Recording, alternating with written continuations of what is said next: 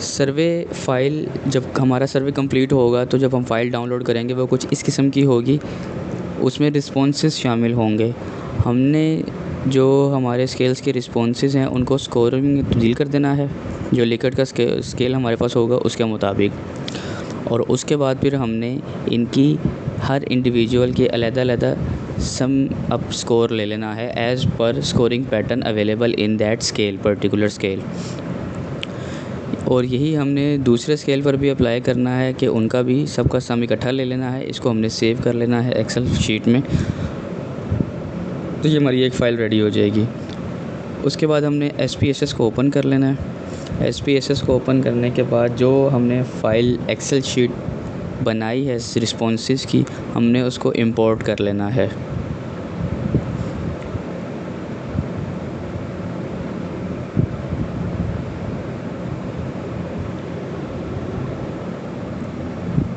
तो ये हमने फ़ाइल रिस्पॉन्स फ़ाइल को इंपोर्ट कर लिया SPSS में।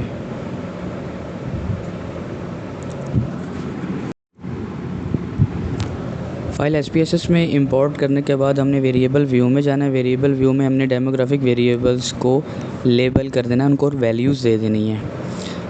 जैसे जेंडर में मेल एंड फीमेल होता है तो हमने मेल को और फीमेल को वैल्यू दे दी।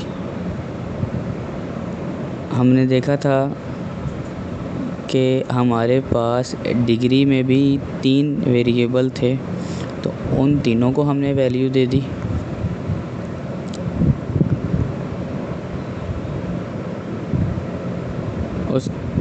उसके बाद हमने एज को, अगर हमने ग्रुपिंग दी है तो वो नॉमिनल रहेगा, और अगर हमने इसको ओपन छोड़ा है तो ये स्केल में आ जाएगा, मेजर्स में। अब हम डेटा व्यू में जाएंगे। डेटा व्यू में जाने के बाद हमने जो वैल्यूज़ दी थी उनको हमने अब रिप्लेस करना है। जैसे फ़ीमेल की वैल्यू हमने 1 दी थी, तो हम रिप्लेस में जाएंगे और फ़ीमेल को 1 से रिप्लेस करेंगे। Same goes with male. Male को हमने 0 वैल्यू दी थी, तो हम मेल को रिप्लेस करेंगे 0 के साथ। अब आप देख सकते हैं कि हमारा एक डेमोग्राफिक वेरिएबल अब वैल्यूज़ में कन्वर्ट हो गया है।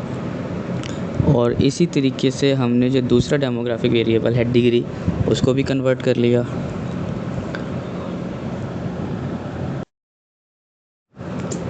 अच्छा, अपनी वैल्यूज़ को तब्दील करने के बाद हमने जो सबसे पहले टेबल बनाना है, डेमोग्राफिक टेबल बनाना है। डेमोग्राफिक टेबल के लिए हम एनालाइज़ में गए। एनालाइज़ में डिस्क्रिप्टिव स्टैटिस्टिक्स में फ्रीक्वेंसीज़ में गए। उसमें हमने अपने डेमोग्राफिक सिलेक्ट कर लिए। ये हमने डेमोग्राफिक सिलेक्ट कर लिए।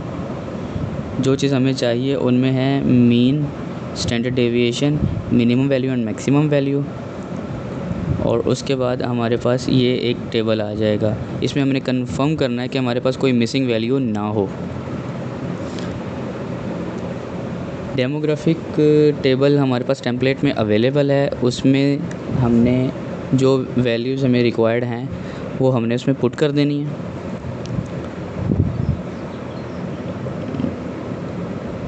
और हमारा एक टेबल रेडी हो जाएगा। यहाँ पर एज के बारे में बार बार मैं इसलिए कह रहा हूँ कि हमने इस रिस्पॉन्स फाइल में, सर्वे में हमने एज ग्रुप में ली थी, तो वो कुछ इस किस्म का आएगा। हमारा अगला टेबल होगा टेबल नंबर 4.1 डिस्क्रिप्टिव स्टैटिस्टिक्स का। इसमें हमारे स्केल्स पर वैल्यूज़ क्या आई हैं, मिनिमम, मैक्सिमम, स्टैंडर्ड डेविएशन और मीन स्कोर क्या आया है, हमने वो फाइंड आउट कर लिया। ये हमारा APA फॉर्मेट में है, इसको हमने बस उठाकर 4.1 में पेस्ट कर देना है।